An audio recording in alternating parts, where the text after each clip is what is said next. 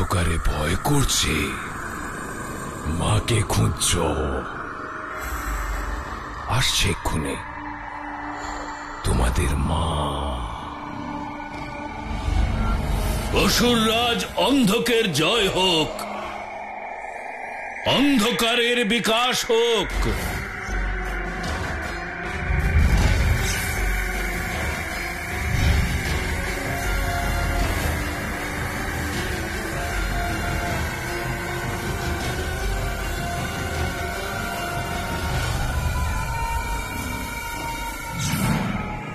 দুর্বল নিরীহ বাঘিনী শিবকে হত্যা করতে এসেছিল,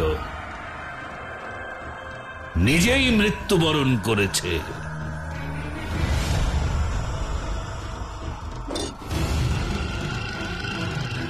এর মৃত্যু তো শুভ সংকেত। এর মৃত্যু আমাদের বুঝিয়ে দিচ্ছে যে ওই শিশু ভোলানাথ শক্তিহীন নয়, ওর স্মৃতিভ্রষ্ট হয়েছে। কারণ পশুদের রক্ষা করেন পশুপতিনাথ। তাহলে সে এক আহত বাঘিনীকে হত্যা করবে। কখনো না দণ্ডপাণি। ও শিব হতেই পারে না দণ্ডপাণি। অসুররাজ, ওই শিশুর কাছে শক্তি তো আছে, কিন্তু এটা কি করে জানা যাবে যে এ সেই শিব যাকে তার ভক্তরা মহাদেব নামে সম্বোধন করে? ওকে দিকভ্রষ্ট করতে হবে, বোঝাতে হবে, সমগ্র সংসারের সামনে নিয়ে আসতে হবে। বুঝতে পেরেছ তুমি? আর আমি শুনেছি দণ্ডপাণি, ওই মূর্খ ইন্দ্র তোমাকে গুরুকুলের উপকুলপতি করে দিয়েছে। গুরুকুলকে সংস্কারবিহীন, অনুশাসনবিহীন আর ছাত্রদের চরিত্রহীন করে দাও। কিন্তু অসুররাজ, এতে তো মানুষ আমার শত্রু হয়ে যাবে। এটাই তো আমি চাই, যে ওই শিশু ভোলানাথের সাথে তোমার সংঘাত হোক। তবেই তো তুমি ওর শক্তির সাথে সাথে ও দুর্বলতা জেনে তার সুযোগ নিতে পারবে। কিন্তু দণ্ডপাণি, তুমি অন্ধকারে থাকবে আর আলোতে রাখবে ওই মূর্খ ইন্দ্রকে।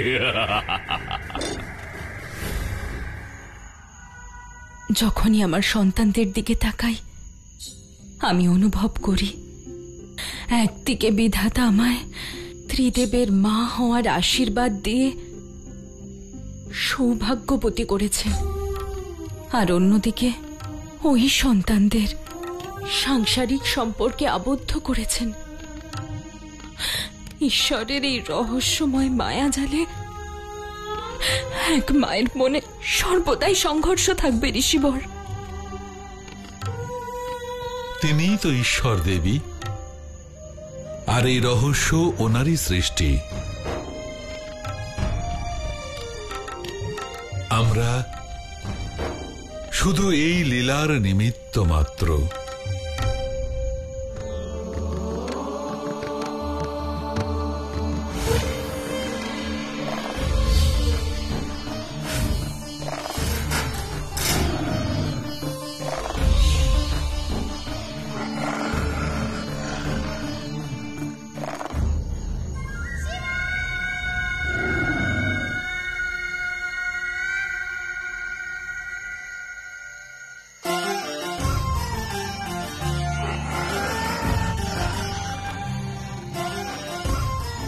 এই স্থান আমার মায়ের, ওনার গুরুকুলের।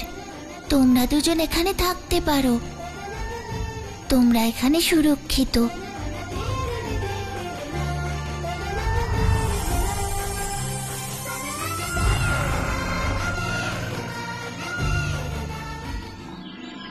দেবী অনসূয়া ত্রিদেবকে সন্তান রূপে প্রার্থনা করে অনেক বড় অপরাধ করেছেন। আমরা ওই নারীকে অবশ্যই কঠিন শাস্তি দেব দেবরাজ ইন্দ্র। আপনি চিন্তা করবেন না দেবরাজ, সতী অনসূয়ার মাথা নত করাতে আমি সবকিছু করতে প্রস্তুত, কোনো সুযোগ ছাড়ব না। হ্যাঁ দেবরাজ, দেবী ইন্দ্রাণী সঠিক বলছেন। আর আমি তো আগেই নতুন শিক্ষানীতি প্রস্তুত করে রেখেছি।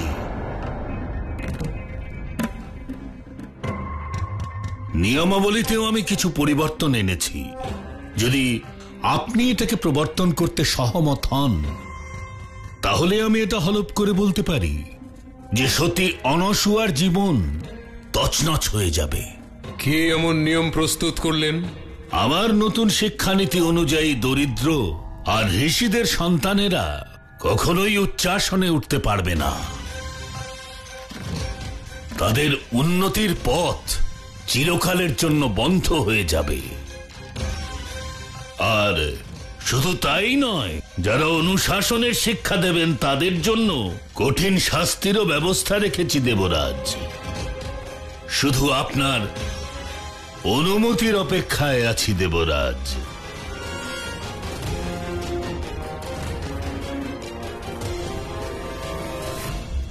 আপনার আত্মবিশ্বাস দেখে আমারও বিশ্বাস বেড়ে গেল আচার্য।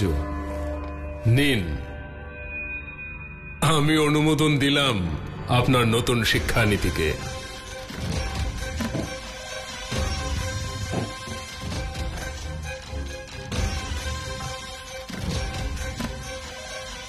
বাস্তবে আপনি দেবতাদের বিনাশের অনুমোদন দিলেন দেবরাজ।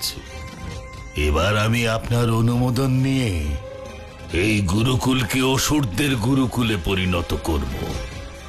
এবার অন্ধকারের বিকাশ হবেই।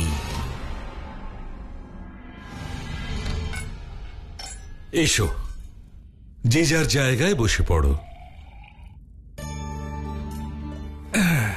শিব কোথায়? মা, ও সবসময় একাই থাকতে চায়। হ্যাঁ মা, শিবের খেলাতেও কোনো মন নেই। আমি ওকে ডেকে নিয়ে আসছি। দেবী, উনি কৈলাসবাসী শিব, একা, ধ্যানে আর মৌন থাকতে ভালোবাসেন। কিন্তু এখনো পৃথিবীর এক গৃহস্থের সন্তান। ওকে এসব ব্যাপারেও জানতে হবে ঋষিবর। আপনি দেব আর নারায়ণকে ভোজন করান, আমি নিজে শিবের ভোজন নিয়ে যাচ্ছি। হ্যাঁ হ্যাঁ, অবশ্যই। দেবীর আদেশ কে লঙ্ঘন করবে?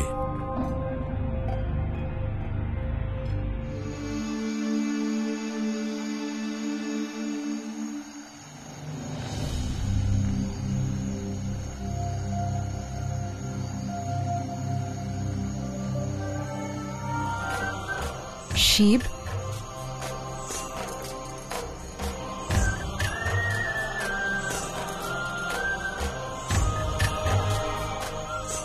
হ্যাঁ মা। ভোজন করে নাও। যতক্ষণ না মনে করিয়ে দিই আমার শিবের ক্ষুধারও বোধ হয় না। হ্যাঁ মা। ভোজন করে নাও। যতক্ষণ না মনে করিয়ে দিই আমার শিবের ক্ষুধারও বোধ হয় না।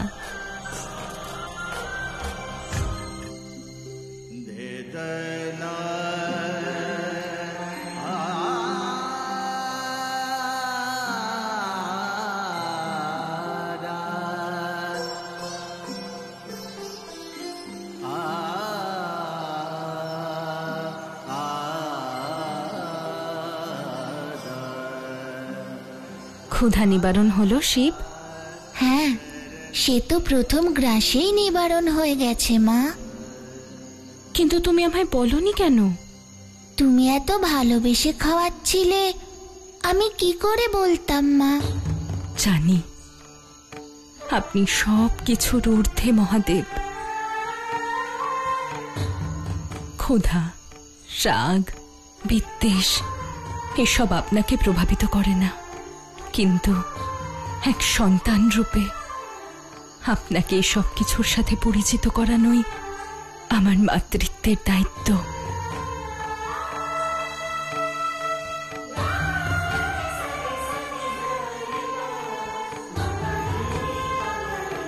ক্ষুধা নিবারণ হলে সেটা বলতে হয়, জানাতে হয়, না হলে ভোজন যিনি করাচ্ছেন তার অপমান করা হয়। অবশ্যই মা, আমি তোমার এই কথা সর্বদা মনে রাখবো। এত বিলম্ব মহাদেব,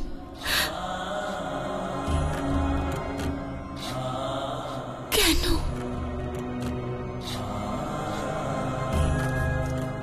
আমার ভুল হয়ে গেছে, আমি খুব বড় ভুল করে ফেলেছি মহাদেব, যে আমি আপনার সম্মুখে নিজের ইচ্ছে জানিয়েছি, যাতে আপনি সংসার জীবনের পূর্ণতা বুঝতে পারেন, মমতা অনুভব করেন। আমি আজকের পরে আপনার কাছে কোনো ইচ্ছে প্রকাশ করব না। আপনি আমার কাছে ফিরে আসুন।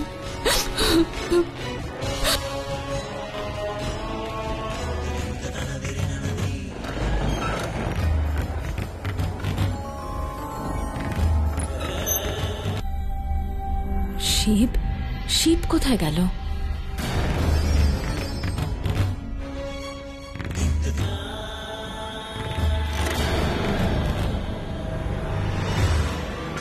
শিব,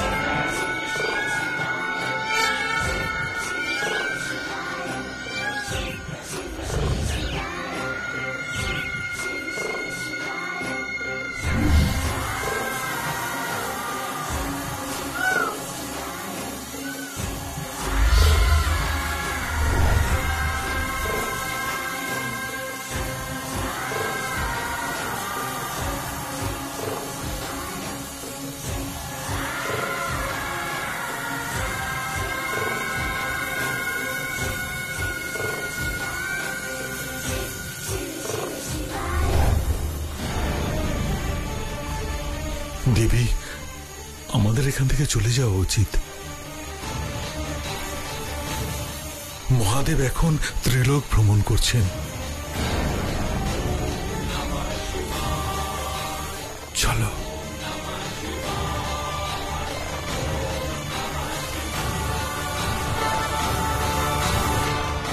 এই ঘটনার তাৎপর্য আমি বুঝতে পারছি না ঋষিবর। শিবকে পাওয়া আর শিবকে লালন করা দুটোই সামান্য কাজ নয় দেবী। মা,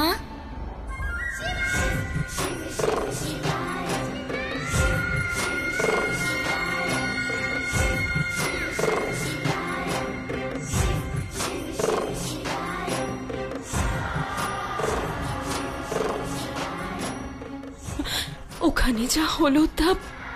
ওখানে কি হয়েছিল মা?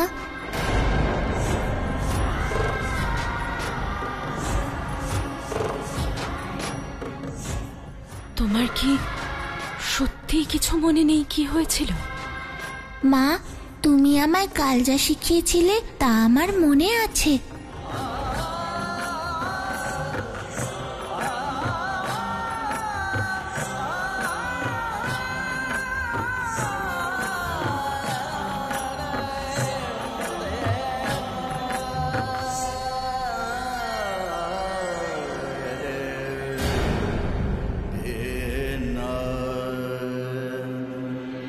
আমি আপনাদের ত্রিদেবীকে অনুরোধ করতে এসেছি যে ত্রিদেবের অনুপস্থিতিতে ওনাদের অর্ধাঙ্গিনী হবার সুবাদে এই সৃষ্টির সঞ্চালনার ভার আপনাদেরকেই নিতে হবে, অন্যথায় সংসার ঘোর সংকটের সম্মুখীন হবে। দেবরাজেন্দ্র, সৃষ্টি সঞ্চালনের কাজ ত্রিদেবের, তাই এই কাজ তাঁরাই করবেন। কারণ ত্রিদেবকে নির্বাণ ভিক্ষার জন্য পাঠানোর ইচ্ছে আমার ছিল, তাই তাদের ফিরিয়ে আনার দায়িত্ব আমারই। চিন্তা করবেন না, আমি ওনাদের শীঘ্রই ফিরিয়ে আনবো। যদি তাই হয় তবে আমাদের সব সমস্যা সম্পূর্ণ দূর হয়ে যাবে। ক্ষমা করবেন মা, আপনাদের তিনজনের প্রয়াসের পরিণাম আমরা সবাই দেখেছি। আমার মতে এবার অন্য কারোর প্রয়াস করা উচিত। চুপ করুন দেবর্ষি, আপনার মতামত আপনার কাছেই রাখুন। আপনার মতামত মতামত নয়, তা হলো বিনাশের কারণ। যবে থেকে আপনি কৈলাসে এসেছেন তবে থেকে কৈলাসের পরিবেশই নষ্ট করে দিয়েছেন। আমার তো সন্দেহ হচ্ছে যে এই সব ষড়যন্ত্র আপনিই রচনা করেছেন।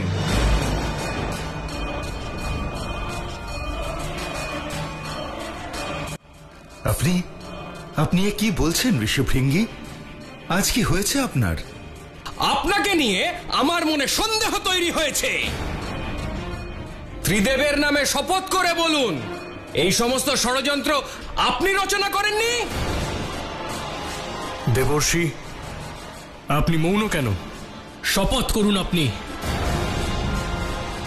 অন্যথা আপনার এই বিনাশকারী রচনাকে স্বীকার করুন।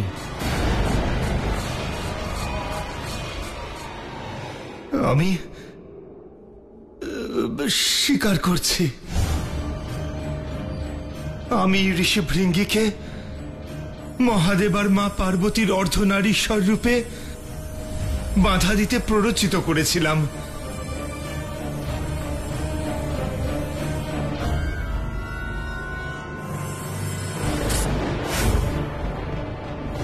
আমি মা মেনকাকে পাশা খেলতে আমন্ত্রণ জানিয়েছিলাম। আমি রাবণকে দক্ষিণা স্বরূপ ভবন চাওয়ার কুবুদ্ধি দিয়েছিলাম। আর আমি আপনাদের তিনজনের মনে মা অনসূয়ার প্রতি ঈর্ষা জাগিয়েছিলাম।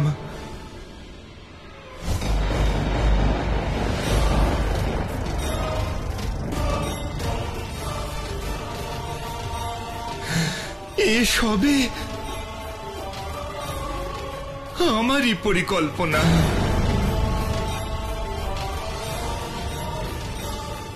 নারদ, যদি তুমি সরস্বতীর পুত্র না হতে তাহলে আমি তোমায় এই মুহূর্তে অভিশাপ দিতাম। না না মা, আমাকে অভিশাপ দেবেন না, আমাকে অভিশাপ দেবেন না মা, আমাকে ক্ষমা করে দিন। ক্ষমার যোগ্য তুমি নও নারদ। দেবী পার্বতী তোমাকে ক্ষমা করে দিয়েছেন, কিন্তু আমি তোমাকে ক্ষমা করব না। সন্ন্যাস তোমার খুব পছন্দের, তাই না? তাহলে আমি তোমার সবচেয়ে প্রিয় ধর্ম সন্ন্যাস ত্যাগ করে গার্হস্থ্য ধর্ম গ্রহণ করার আদেশ দিচ্ছি। না না মা, আমি কখনোই গ্রহণ করতে পারবো না। আমি মৃত্যুবরণ করতে রাজি, কিন্তু গার্হস্থ্য জীবন আমি কখনোই গ্রহণ করতে পারবো না। তাহলে তুমি মৃত্যুবরণ করো। আমি তোমার মা সরস্বতী তোমাকে অভিশাপ দিচ্ছি যে তুমি পৃথিবী লোকে মূঢ় বালক হয়ে জন্ম নাও।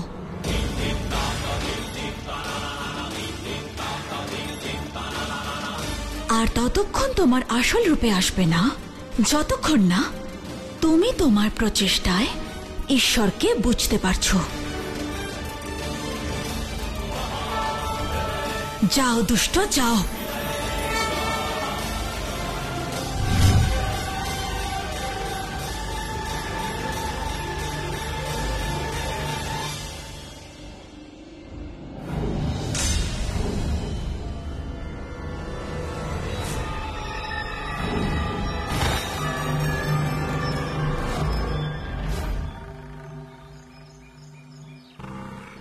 কে? মিত্র, ওঠো মিত্র, ওঠো।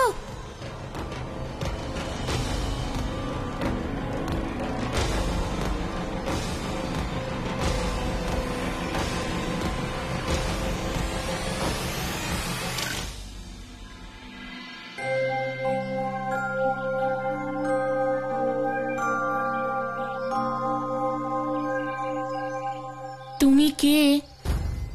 আমার নাম শিব, আর তোমার নাম? আমার নাম কি? আমি কি করে জানবো মিত্র? তাহলে আমার কোনো নাম নেই? মা বাবা নিজের সন্তানদের নাম রাখেন, তাই তোমারও নিশ্চয়ই কোনো নাম থাকবে। তাহলে আমার নাম কেন মনে পড়ছে না? অজ্ঞান ছিলে তো তাই মনে পড়ছে না। চেষ্টা করো, ঠিক মনে পড়বে।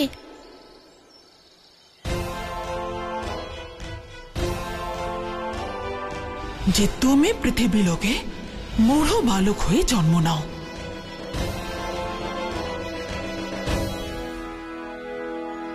শুধু একটাই শব্দ আমার মনে পড়ছে। কি শব্দ? মূঢ়। তাহলে আজ থেকে এটাই তোমার নাম।